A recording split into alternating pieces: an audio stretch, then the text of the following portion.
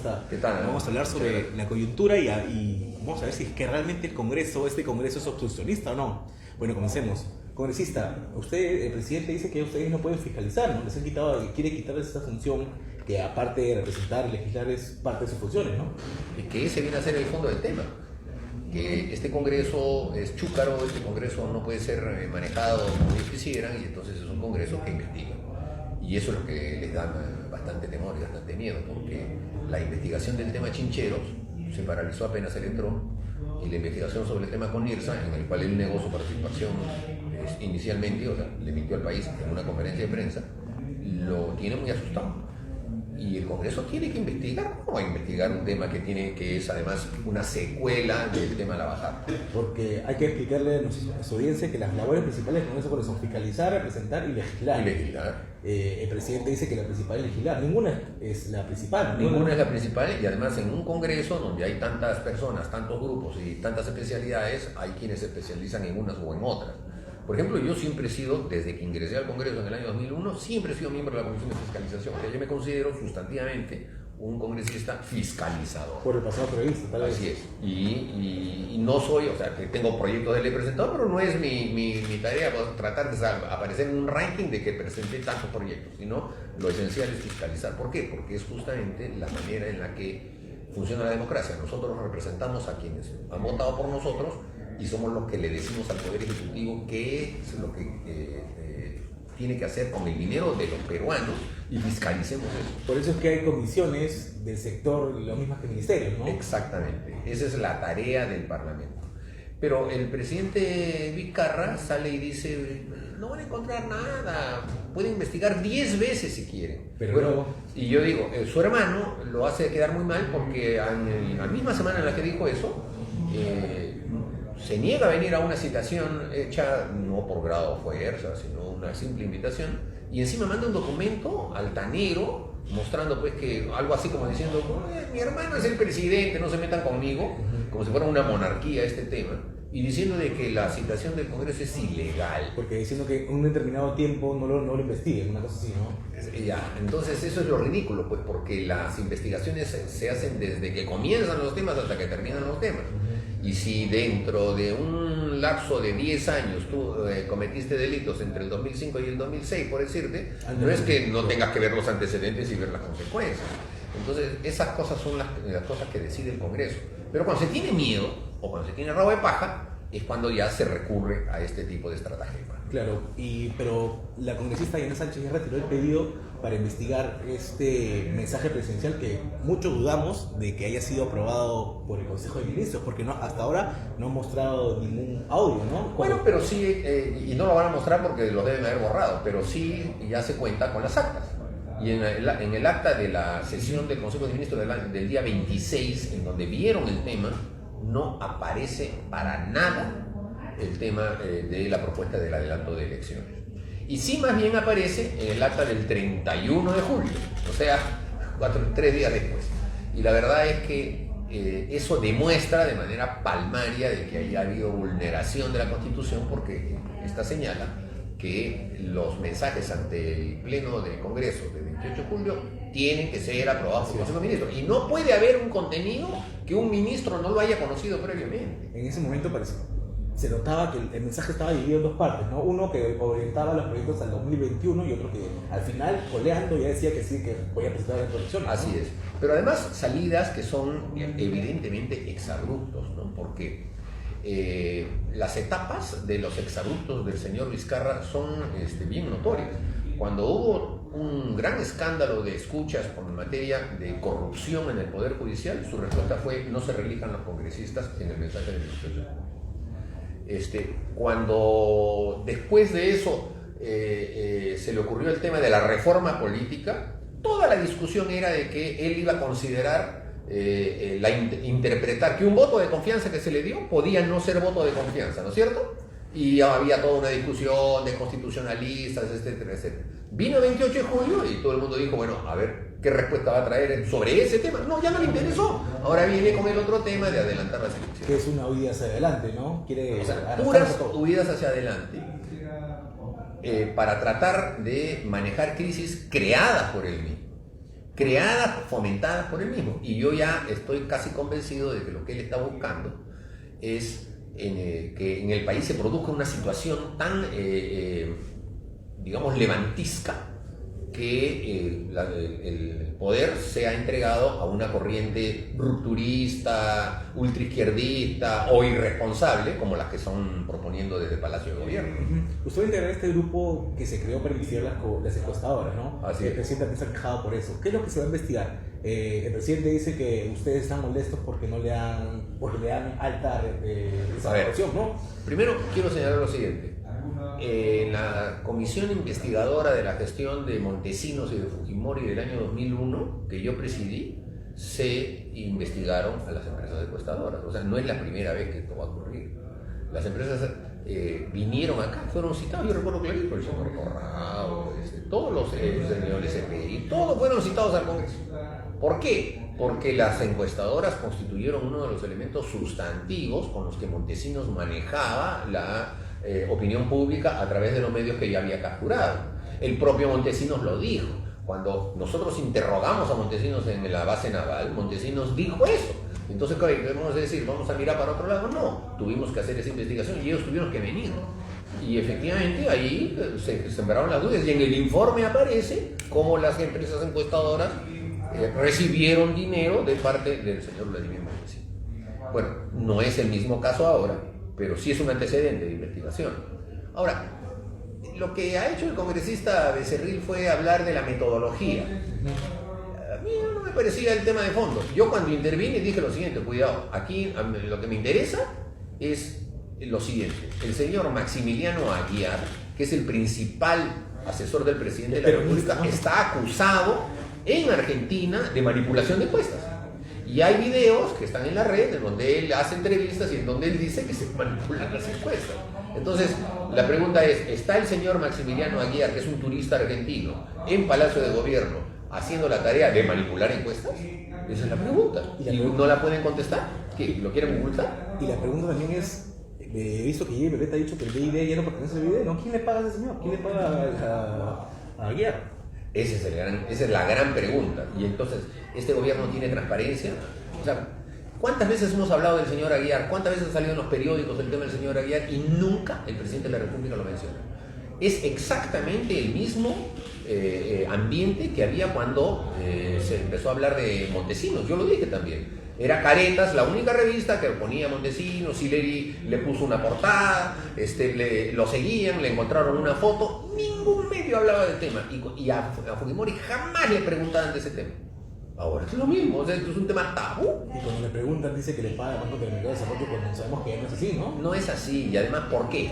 ¿Por qué? ¿Cuál es la razón? Que el banco le pague, o sea, se haga pagar con dinero del Estado peruano, porque lo del Banco Mundial es un crédito que se da, eso regresa de todas maneras al Tesoro Público. ¿Por qué razón se contrata a un argentino como asesor del presidente de la República? Puedo entender que para una campaña electoral, ya sepan de gente especialista, pero que sea asesor del presidente de la República, un extranjero que evidentemente tiene una connotación política e induce esa connotación política y tanta influencia tiene que hasta nos ha metido un tema que es únicamente argentino. Ningún otro país del mundo tiene esa cuestión que se llama PASO, ¿no? O sea, primarias abiertas, así es, secretas y obligatorias. ¿Y eso de dónde lo han sacado? Obviamente lo ha metido él. O sea, imagínense el nivel de influencia que tiene esta persona. Pero eso es kirchnerista, ¿no? Esa iniciativa. Bueno, o sea, todas esas iniciativas eran para distraer, para hostigar, para mantener al Congreso debatiendo este tipo de temas y no haciendo su trabajo de fiscalización. Eso es lo que se está buscando. ¿Se va a investigar de todas maneras a Comirsa? Se tiene que investigar. El caso Comirsa. Sin duda. Y ya es un acuerdo de la Comisión de Fiscalización.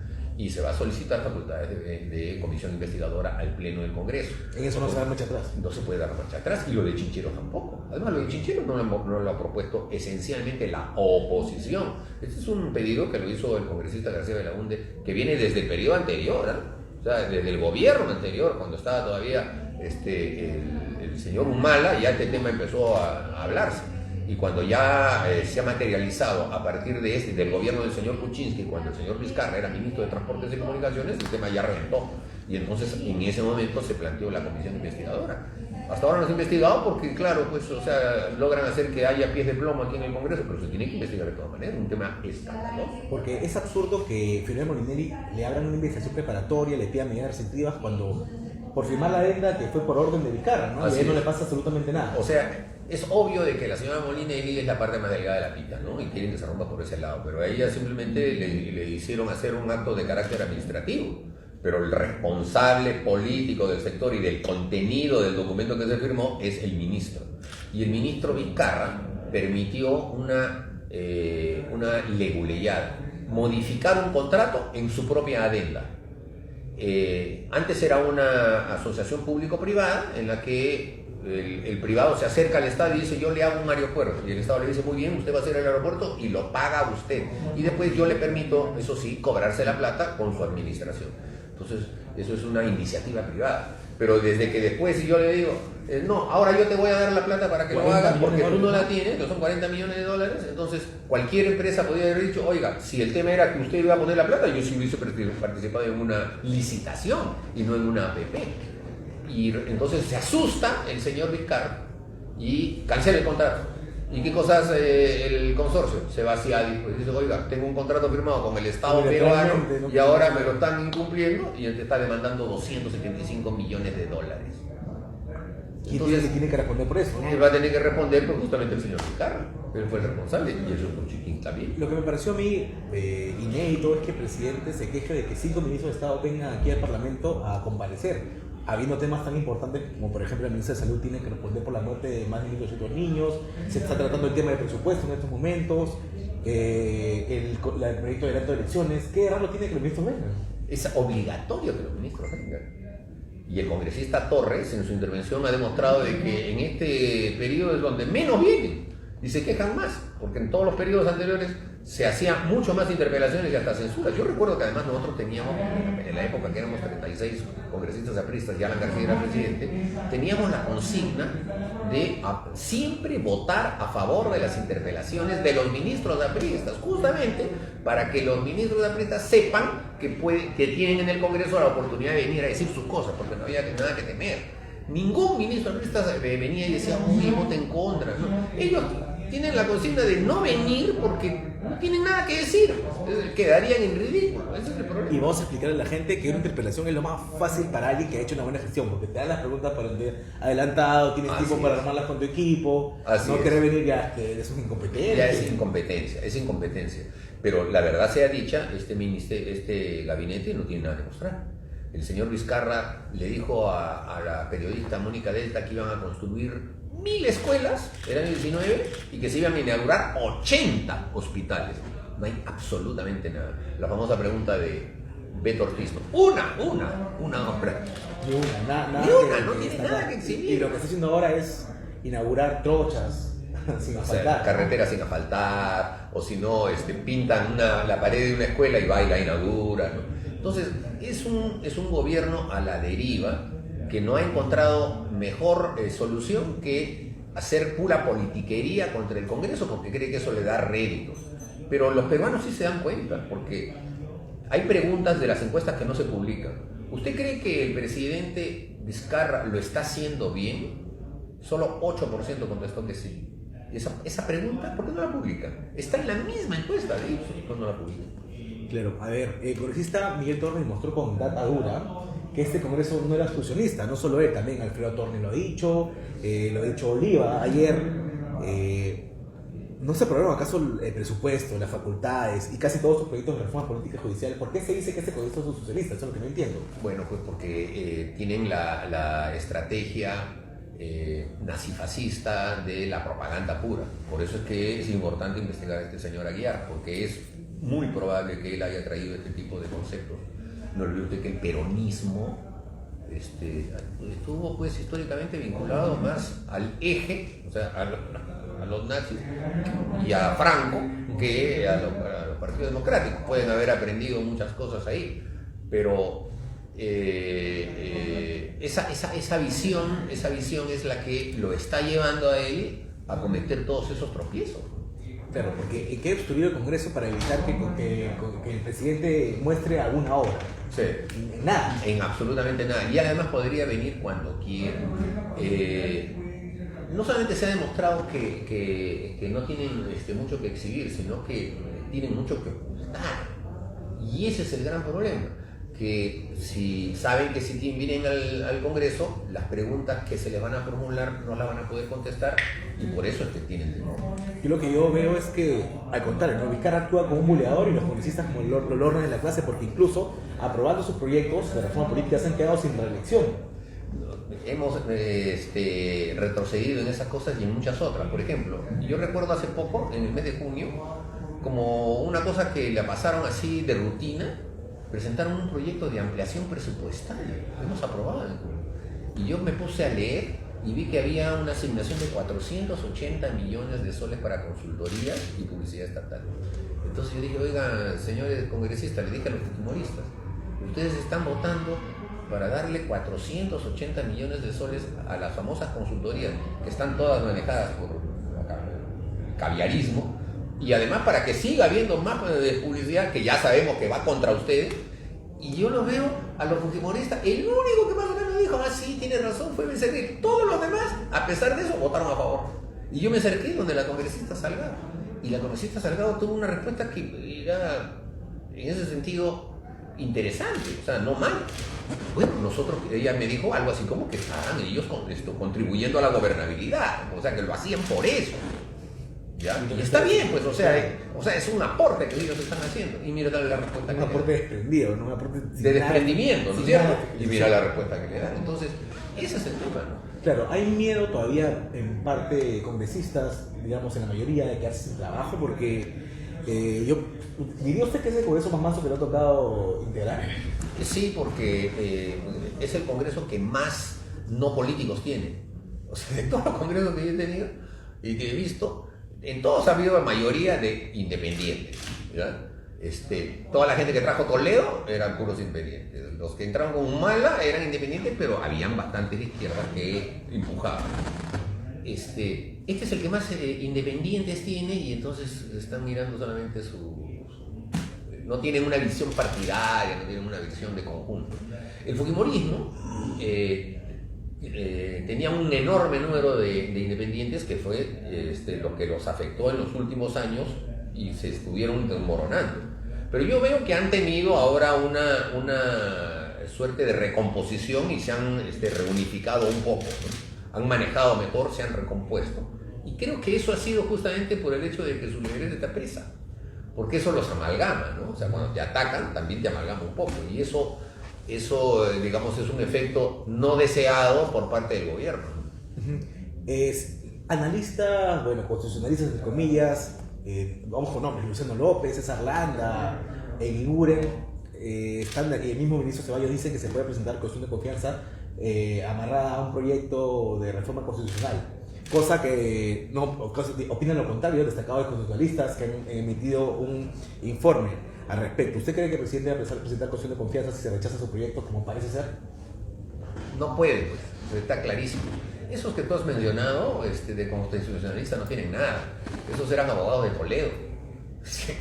Y claro, fungen de constitucionalistas. Cualquier abogado sabe de derecho constitucional porque es un curso fundamental y básico de la carrera de derecho.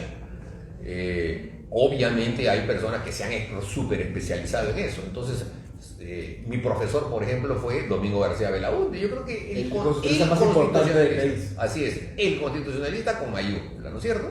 Y los que lo han acompañado en la firma de ese documento, en donde dicen que no se puede hacer este tipo de cuestiones de confianza, que están Urbiola, García Poma, Quiroga, ¿no? O sea, Álvarez, que han sido presidentes del Tribunal Constitucional. Del otro lado yo veo al señor Landa, que lo único que recuerdo de él es que era asesor de Henry Pease, y Henry Pease cuando tenía poder aquí en el Congreso, lo impuso como miembro del Tribunal Constitucional, porque era pues la forma en la que se tenía que repartir las cosas, ¿no es cierto? Y los demás, nunca les he leído ningún artículo, ni los he visto declarando, ni nada, no los conozco. Cuando veníamos acá, escuchaba en la radio siguen apareciendo estos constitucionalistas, ¿no? Los medios lo entrevistan y dicen que sí se puede, se puede. Es más, han llegado a decir que no es sería Salvador Solar quien presente la cuestión de confianza, por eso sí se podría, ¿no? A ver, en primer lugar, los mecanismos de observación son mecanismos en los que el presidente de la República y el presidente del Consejo de Ministros le envían al Congreso la observación de una ley, ¿no es cierto? El que no se pueda hacer eso en una reforma constitucional incluye al presidente del Consejo de Ministros, porque el presidente solo no puede mandar el oficio, lo tiene que mandar firmado por el presidente del Consejo de Ministros. Y sí es una observación, ¿por qué?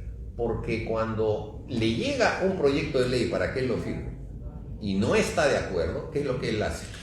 Lo devuelve y dice, observo tal cosa, que se puede allanar el Congreso o se puede insistir el Congreso. Cuando dice que no lo puede observar, quiere decir que no lo puede observar, ni siquiera observar, no lo puede mirar.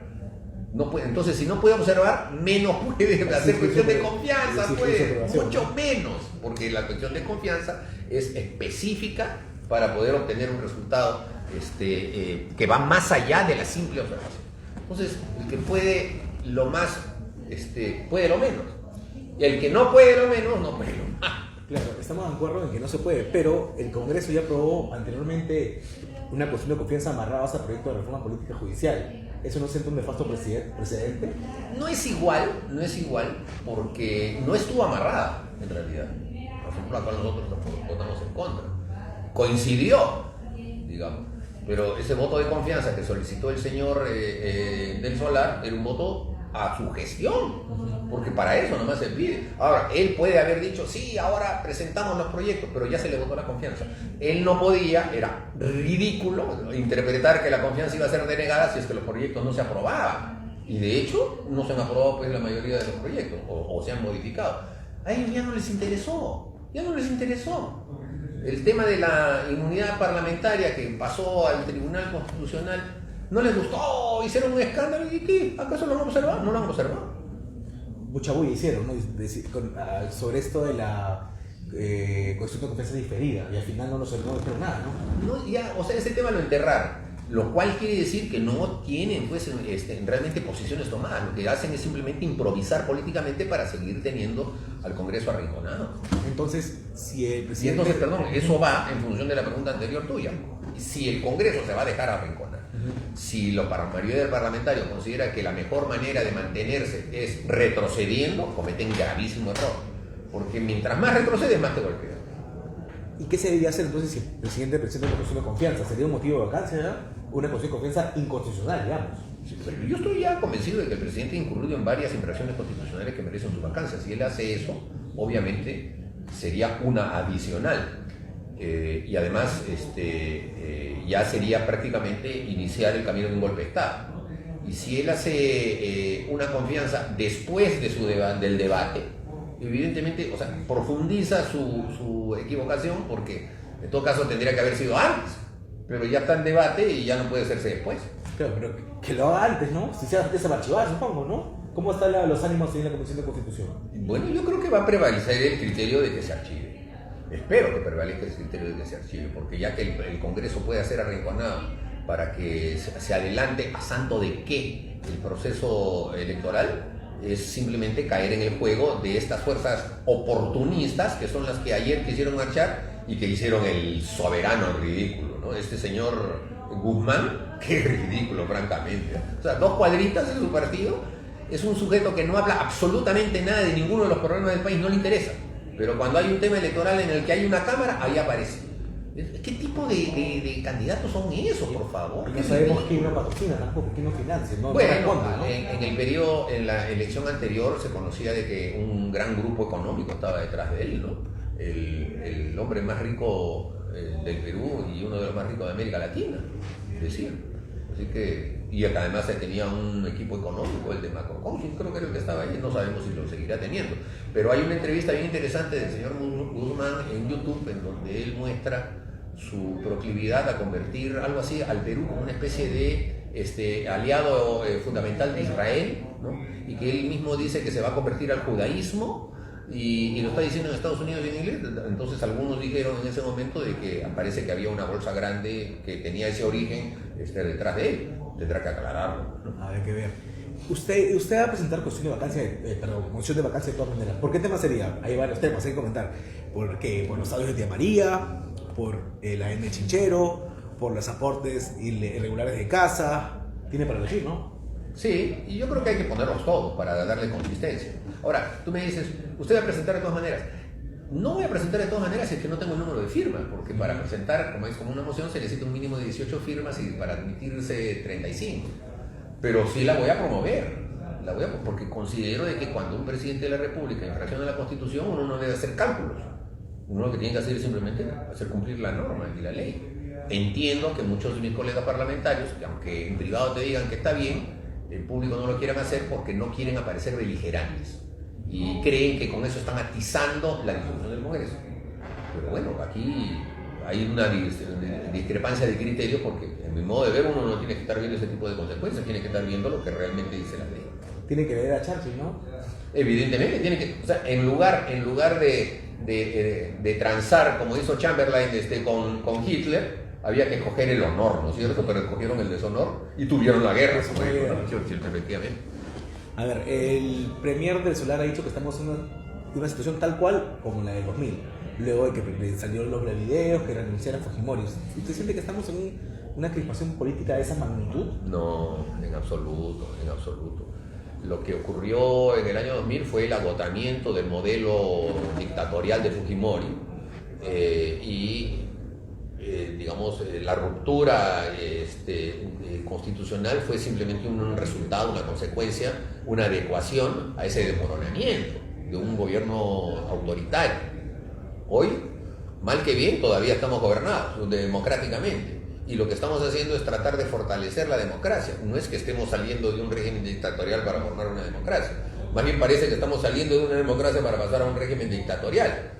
Y creo que el señor Salvador del Solar ha perdido la oportunidad de coronar su biografía, mostrándose como una persona republicana y democrática, y no lo ha hecho, y se ha convertido simplemente en un operador político coyuntural con libretos mal aprendidos. Porque eso que nos vino a contar, de que la crisis del 14 con Bilingos, o la crisis de Bustamante, o la de Belaúnde, terminan en golpe de Estado, porque no se ponen de acuerdo, eso es una simplificación absurda. Y está anunciando quizás un golpe de Estado. Y está prácticamente diciendo de que va a haber un golpe de Estado, lo está diciendo que justamente porque no logra haber una solución de entendimiento, va a haber un golpe de Estado.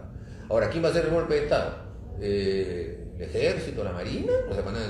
¿O la DEVIAC? No sé. Pero ¿con quién están pensando ellos hacer el golpe de Estado? Sería bueno preguntarle. Vamos, entonces, Ayar, quizás Morales, han influido el presidente y ya se han creado los propios enemigos de ese Congreso. Porque ya, volviendo a lo que hemos conversado, este Congreso no es obstruccionista.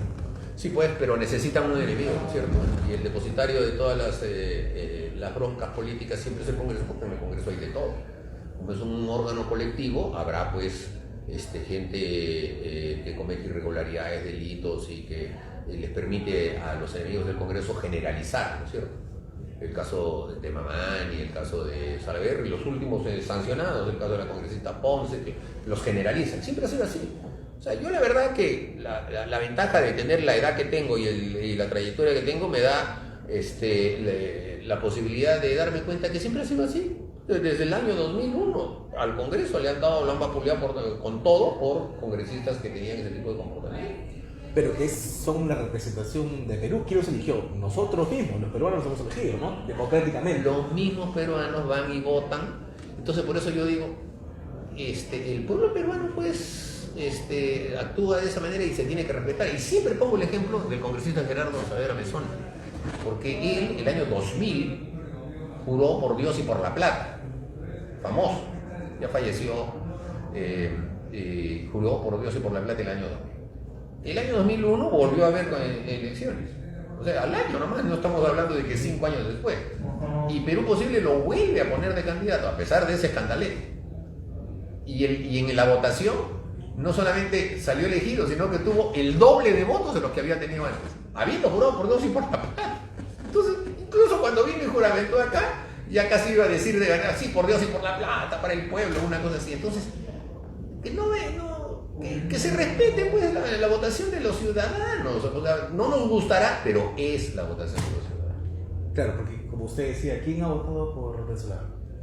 ¿Quién ha votado por Del Solar? Del Solar era un señor que estaba ahí trabajando en Colombia, y un distinguido actor, etcétera, y de repente, ¿no? Un dedito.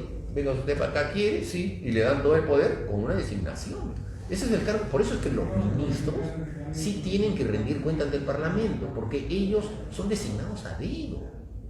Ellos son gestores, son como secretarios de Estado, o sea, son personas que tienen que hacer una ejecución en nombre del presidente. Y tienen que rendir cuenta ante los que son elegidos. Ni siquiera se le interpelaba a la ministra de Salud por la muerte de 1.200 bebés, ¿no? No. Y menos se va a censurar, supongo, ¿no? Y se oponen y están, sí, es una cosa que incluso por eso lleva a que muchos digan, no, todavía no hay que interpelar para que no estén en una actitud agresiva. Han realmente malbarateado a la democracia y que estamos en una situación muy precaria por mi país. Para ir terminando, ¿cómo el presidente o el del Congreso de Lucha se pone a dialogar con el presidente Martín Vizcarra cuando ya hay una partida de 700 millones de soles para el acto de elecciones? O sea, el presidente no quiere dar marcha atrás en su proyecto, ¿no? No quiere. Pero yo creo que el gesto del presidente del Congreso ha sido un gesto político muy importante, porque, bueno, ha logrado que el señor Vizcarra se siente y intercambien puntos de vista, aunque no se pongan de acuerdo. Lo que el señor Vizcarra no ha querido hacer es justamente eso, y ha tenido que hacerlo porque si no quedaba muy mal. Y ese gesto político lo que ha hecho es fortalecer la representatividad del Congreso en la medida en que se demuestra que el Congreso sí está dispuesto, como lo ha señalado el congresista Torres, y tú lo has preguntado, sí está dispuesto a colaborar en los temas de gobernabilidad. ¿Quién va a estar en contra? Ayudarlo al señor. No puede reconstruir una sola casa en el norte, lo ayudamos, señor, le damos los recursos, etcétera. Pero nos tiene distraídos pensando solamente en el tema político. Porque en una columna que publicó en Expreso ya adelantó que sí se va a aprobar el proyecto de presupuesto, ¿no? Sí, se va a apoyar. ¿Quién se va a poner Exactamente, se va a apoyar. Yo siempre digo que la rebelión más sólida que el Congreso puede tener es votar su propia ley de presupuesto. O sea que, porque ahí sí se tiene iniciativa, pero siempre hay la posibilidad de apoyar el proyecto del Poder Ejecutivo.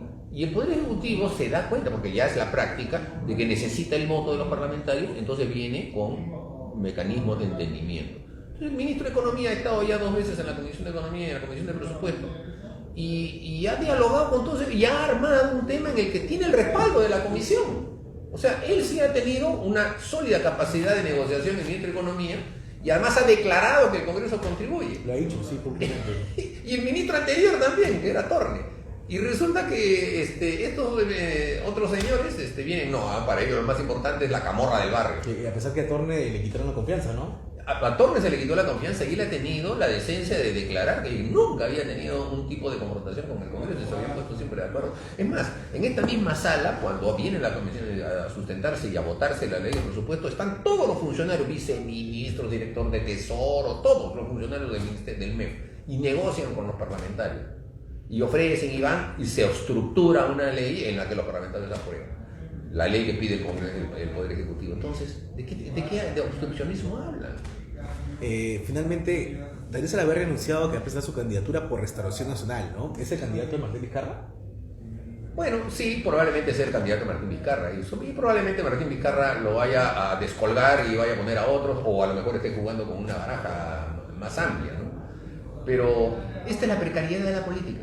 Yo tenía un proyecto de ley, todavía insistiré, pero no sé si ya tiene efecto, para que los candidatos a la presidencia de la República y al Congreso tengan, pues, con el partido político que los está llevando, siquiera 1 año, 2 años de vinculación, de militancia. Entonces, ¿qué cosa es esto de que voy a comprarme un partido político y con eso me lanzo para la próxima elección si ni siquiera se sabe si van a ser en el 20 o en el 21? Eso simplemente angurria, es pura angurria. Y es lamentable que la política, que supuestamente debíamos haberla reformulado, por justamente presentar ese tipo de proyectos por parte del Poder Ejecutivo, peor porque ya se convierte en una feria de vanidades. ¿Cómo se resolverá esta crisis política? Como reflexión final sería tal vez si el presidente Vizcarra quiere saber con eso que se atreva, ¿no? Sí, pues que se atreva y entonces ya desafortunadamente nuestro país entrará en una vertiente muy peligrosa porque dejaremos de ser un país democrático. Y la verdad es que el Perú, y esto no es vanidad ni nada, pero simplemente hay que ir hacia las fuentes, en la época de Alan García, en América Latina decían que el Perú era el milagro peruano. Y le ganamos en crecimiento y en disminución de la pobreza a todos los países del continente. A Chile, que siempre nos ha tenido por delante en todos los guarismos sociales. Y con Humala eso empezó a caer, pero ya con el señor Kuczynski y más con el señor Vizcarra eso ya se está desmoronando. Entonces que lleguemos a una situación que nos ponga como Bolivia o Nicaragua o Venezuela, en donde ya se quiera intentar golpes de Estado, ya casi es una traición al Perú. Es una traición al Perú. Porque lo que están haciendo es arrastrar a un país que era ejemplo y envidia de la mayoría de los países